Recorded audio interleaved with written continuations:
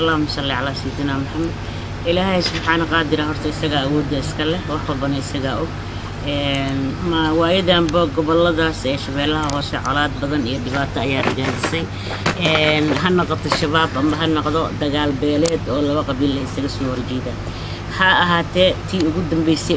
قصة بدنات وياك بدنات واتن هذا كده عدي قبل كشبيلها واسمعني تشلي ما ننتي كهريسي إلا إيه حدا يجوجان هالمرسيدي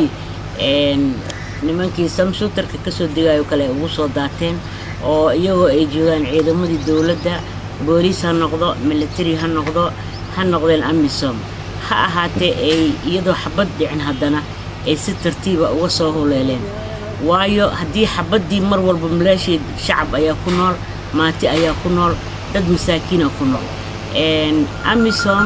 waxay u joogtaan nabad ilaalin ciidamada sidoo kale haddii xabad lagu ridana dhibaato ayaa ka dhalanayso marka amisom isla soo baxday ciidamadii dawladda waa ka soo baxeen waxaana si dhaba oo buuxda isugu simay oo magaalada isku ballaariyay nimanka la yiraahdo shabaab waayahay marka maxay idinku abuurtay mar haddii aad tihiin wasiirada koonfur galbeed magaaladuna ay tahay magaalo koonfur galbeed ay maamusho si bana aad ka soo jeetaan horta aad ayaad u mahadsan tahay aniga gobolkaas waa ka soo jeedaa wax badan oo aan ka hadlay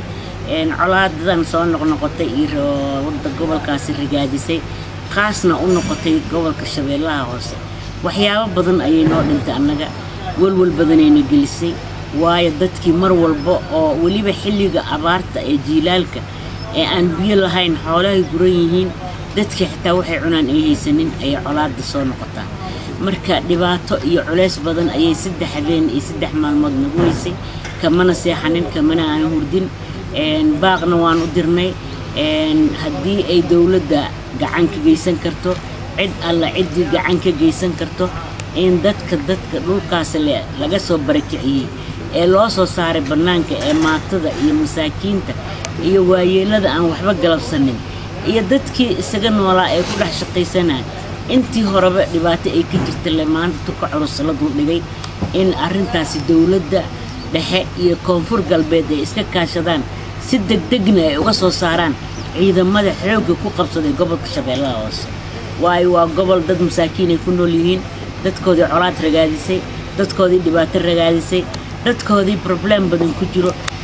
muddo 2 sano ah waxaa jira dad aan guryahoodii arag ilmahoodii arag reerkoodii arag oo duurka isaga jira loo beegsanayo qabiil maanta si wixii dhan waa la isku fuuqsaday ka daro dibidal ayaa timid marka dawladda dhexena waan ka codsanayaa koonfur galbeedna waan ka codsanayaa dawladdeena madaxweynaheena Shariif Xasan iyo xukuumadda aan aniga ka tirsanahay in talaabo degdeg ah laga qaado 24 saac gudahoodan ay arrintaas wajh cusub yeelato gobolkaas uu madax banaani helo dadkiisii ku soo noqdaan si xornimo ugu noolaadaan si sharaf leh ugu noolaadaan sidii dawladnimada iyo wadaninimada lagu yaqiinay ee dadkii meesha ku noolna lagu yaqiinay ay ku noolaadaan annaga gacan ayaan ka geysanaynaa diyaar ayaan u nahay mar walba dadkeena iyo dalkeena iyo Soomaali weyn intaba meel ay colaad ka jirto ma ogolin mana ogolaan doono tan labaad aniga waxaan ahay wasiirka haweenka iyo xuquuqul insaanka marka dhibaatada aad ayay ii saameynaysaa way damqanaysaa way xanuujinaysaa waayo dadka shalay soo qaxay iyo habeen hore soo qaxay waxay ahaayeen ilmo iyo caruur saaki 11 saac markaan salaada tukado oo leeysan teleefankii laga soo wacay waxa la ii sheegay ilmo umul ah oo lala qaxayo oo cunugidka ku sii dhintay waayo xaalama habeen hore la dhalay saakina waa lala qaxay marka dhibaatadaas cidii samaysay ayaa dusha saaranayso ilaahay subxaana qaadirna marqaatiin ku yahay ilaahay waxba kama qarsoona ummadan ilaahay ayaa xisaabinayo isaga abuurtay koonkaana abuurtay marka dadka ku digdigleeynayo ee awoodda u sheeganayo ee xoog raba inay ku qabsadaan ee xoog raba inay ummadda ku maquuniyaan annaga dad islaamaan nahay diinta islaamka waa ku dhalanay kitaabkeena muqaddaska ah waa haysanaa nabigeena sallallahu alayhi wasallam waa aaminsanahay marka ma garanayo waxa dadka loo maquuninayo loo dilayo loo baabi'inayo tan kale arrin siyaasadeed ayaa ku jirta haddii aysan ku jirin wax badan ayaa laga qaban lahaa laakiin aniga hadda waxaan u qaylo dhaaminayaa oo saaka codkayga aan meel dheer gaarsiinaya oo intii ay qusayso aan gaarsiinaya Soomaali weyn hadday tahay iyo hadday ganacsi tahay hadday jaaliyad tahay dadka dibadaha jooga hay'adaha ku shaqo leh xuquuqul insaanka international community-ga waxaan u sheegayaa dadkaas qaxay ee baaba'ay ee saaka ugu dambeysay guryahoodii laga bixiyay in dib loogu soo celiyo gacan la siiyo raashin la siiyo biyo ay cabaan la siiyo meel ay ku noolaan xitaa teendhooyin meel amni ah oo bannaan in la dejiyo teendhooyin loo sameeyo lagu daryeelo waayo xilli aad u adag ayaan ku jirnaa xilli kulul ayaan ku jirnaa aniga gobolka waan u dhashay dhibaatada Soomaaliya maanta haysatana aad ayaan u dareemayaa dhaqdhaqaaqa iyo dhaqanka gobolkaasna waa aqaanaa waa meel hawda waa meel bacaada ma lahan warab ila biyo leh meelihii biyaha lahaa ee dhirta iyo qudaarta laga heli lahaana waa laga xigsaday marka bulshada ummadda loo daneeyo xilkoodii dad baa qaaday dadkii xilka qaaday waana la weydiinayaa adduun iyo aakhiro labadaba waana la weydiinayaa mana la cafinayo waana gula xisaabtamayaa marka dadkaasayta masaakiinta ah in loo gurmado haweenka iyo carruurta in loo gurmado waayeelada sariirta saaran 90 jir maanta ma qaxi karo mana socon karo meeshuu rabo ma aadi karo wuxuu rabana ma qabsan karo marka ciddii dembigaas galaysa horta ilaaha kala xisaabtamaayo laakiin waxaan ka codsanayaa dadka awoodda u leh gacanna ka geysan kara ana ognahay Soomaali waa intii istaqaana leeyahay in dadkaas masaakiinta ah dhulkooda looga kaco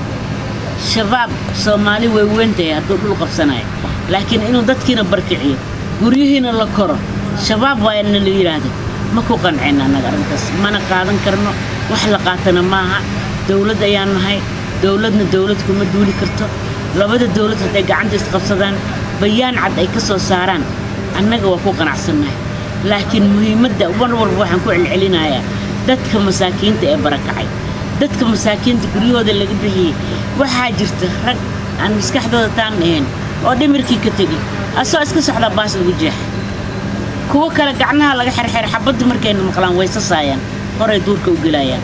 war ilaahay ha laga cabsado Soomaaliyaan nahay dad islaanaan nahay qof walba uu dhimanayaa qof walba adduunkan 2 mitir ku leeyahay wax ka badan ma ka qaadanaya marka meesha ku dhimanaysa ilaaha og meesha aad 2 mitir ku leedahay ilaaha og ciidan weyna deeqda dhulka waana deeqa ummadan ilaaha abuurtay dhulkana ilaaha abuurtay in lagu noolaado si xaraga leh loogu noolaado ayuu ilaahay ugu talagalay in la isku ihaareeyo in la isku dilo la isku baabiyo ilaahay ugu talagalay marka tii ilaahay hal la fiiriyo tan bini aadanka yaa la fiirin adduunka in laga tagayo hal la ogaado qof walba eelkii yaraa ee afka yaraa ee marqaatida aan lahayn jirka ugu marqaati furaa in la gitageena ha ogaado marka waxaan u soo jeedinayaa dadka mas'uuliyiinta ka ah gobolkaas madaxda xukuumadda ilaa iyo hadda aan ka hadlin ee aamusan waxa ay la aamusan yihiin ani waan la yaabanahay waana fahmi la'ahay laakiin ha u soo jeesteen dadkaas iyagoo alla ka cabsi